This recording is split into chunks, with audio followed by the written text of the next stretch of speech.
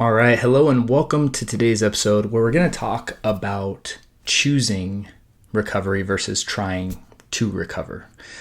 And really this is more of a mindset episode, if you will, where we're really going to talk about kind of like the inner workings, inner beliefs, inner narratives that are kind of fueling a lot of the behavioral patterns that you may be engaging in if you struggle with OCD and anxiety. So real quick before we dive in, I would really appreciate if you take just a few seconds and like and subscribe. And if you're joining us via podcast, please leave us a nice review over on iTunes or Spotify, as it helps our algorithm, helps the show, helps this get to more people who may need it. And also, if you're struggling and you're looking for help, we have several resources that you can get started with right down in the description, or you can head over to restoredminds.com. Now, for those of you that don't know me, my name is Matt Codde. And again, I'm the founder of Restored Minds. And, and I personally, had my own battles with OCD, anxiety, and mental illness. And, one of the things that I did forever was exert so much effort into trying tools to make myself feel better. And to really no avail. And so when I look at my own recovery, because I'm not someone who identifies as someone with a mental illness anymore.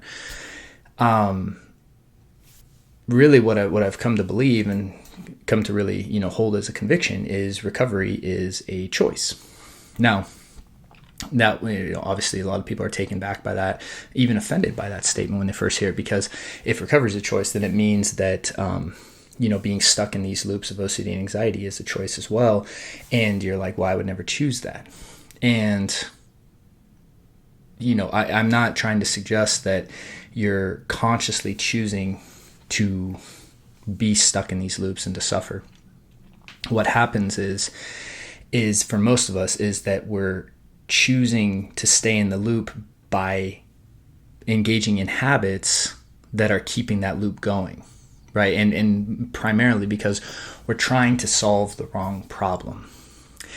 And this is where this idea of trying to get better versus choosing recovery is very important on your journey to success. Because if you are trying methods, right? So let's just look at AAA Response as a great example of this. So, I'm the creator of the AAA Response. My book, From Stuck to Unstuck, will help you understand what that is, help you start to implement it. And then, we have our Taking Back Control program that goes more in depth, as well as our coaching programs that go even deeper.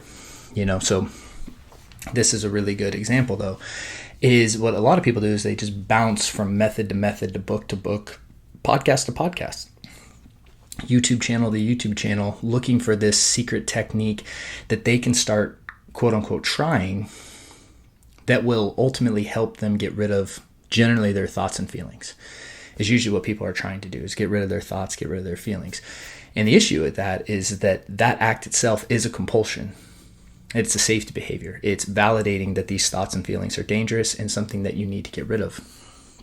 So when you're trying to do that and you're trying all these methods, oftentimes what happens is, even if you've been at this for a while, usually you're going in with a certain level of skepticism, like, well, all this stuff hasn't worked for me. This probably isn't going to work either.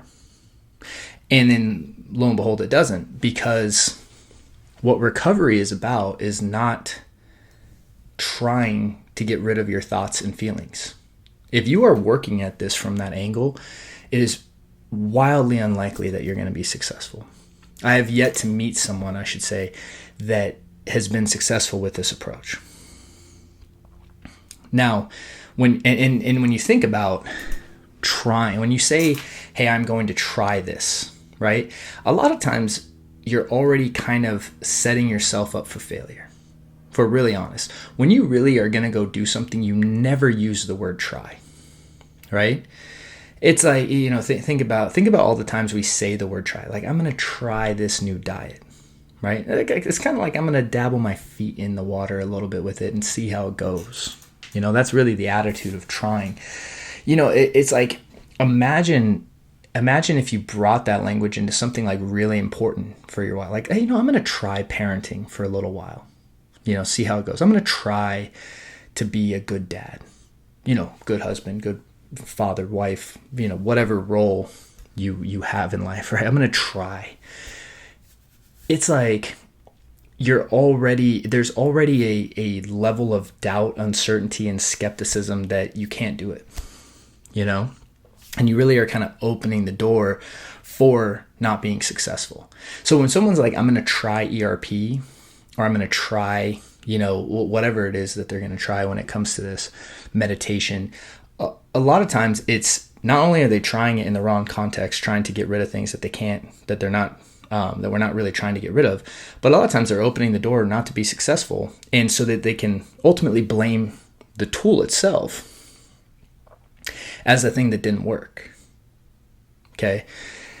And again, this is, I know this is a more blunt episode. Not always the most fun to hear these things, but it's true, And again, when we really shift to the idea that recovery is a choice, and what I mean by that is, if you want to recover from this and be someone who doesn't identify as someone who has OCD or anxiety or phobias or, really anything in these gamuts in the psychological stress spectrum, then first we have to recontextualize the problem is a wheel.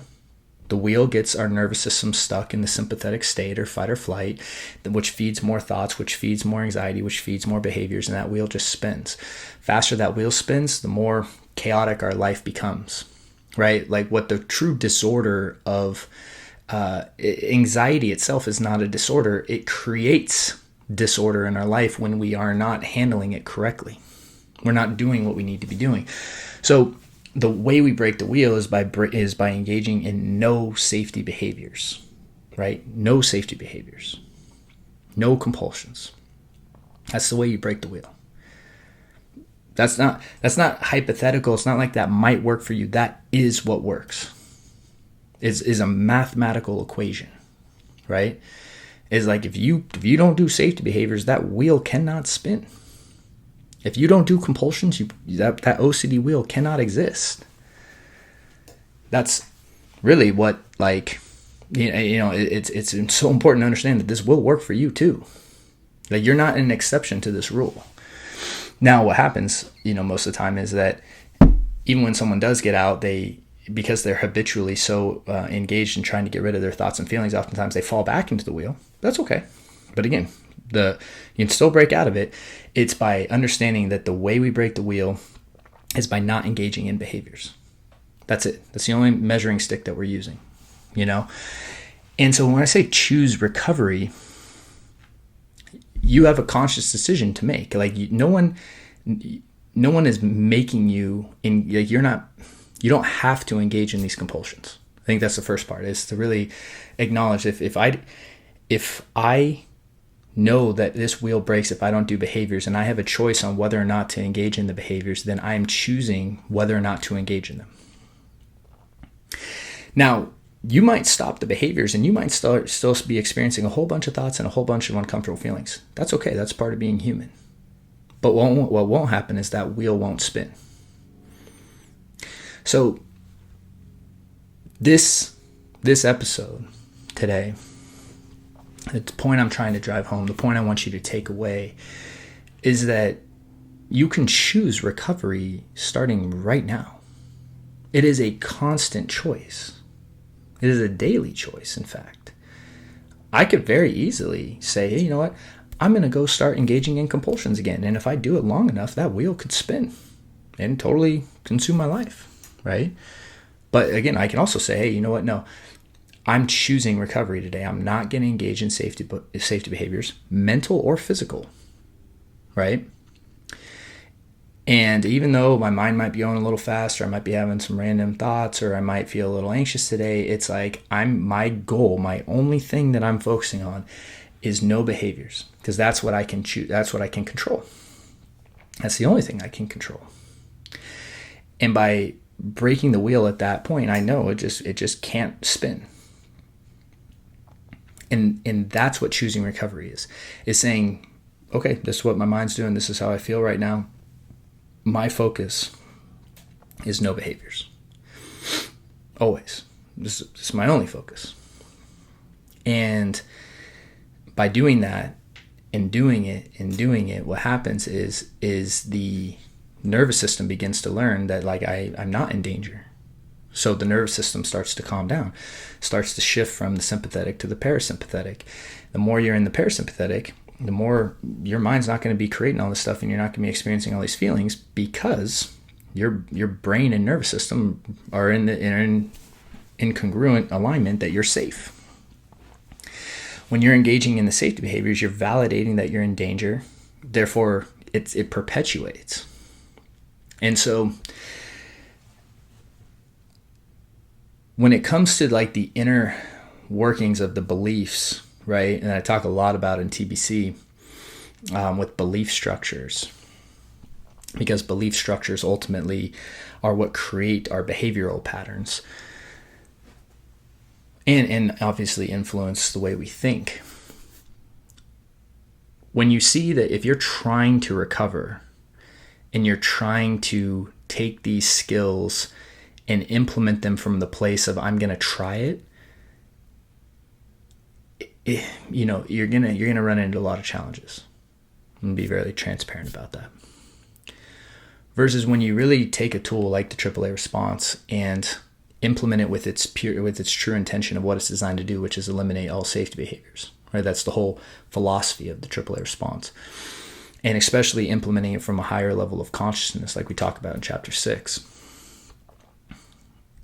That, and then more importantly, you're saying, I'm choosing that I'm going to recover.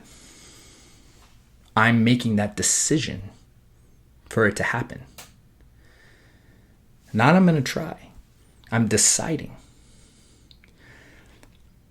When I got married, I'm deciding to commit to the marriage. I've never gone into my marriage with the idea of I'm going to try being married. I'm going to give it a go, right? I'm going to try, right?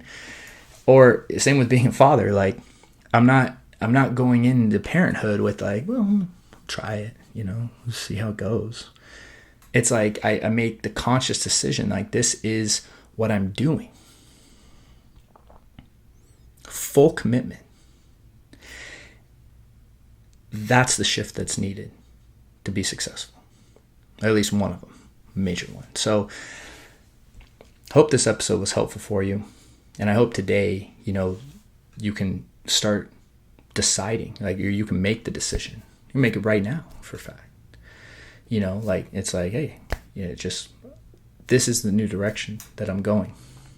I'm going to stop dabbling and telling myself that I'm going to try this and try that, and I'm going to try to get better. Where it's like, I'm going to do it. So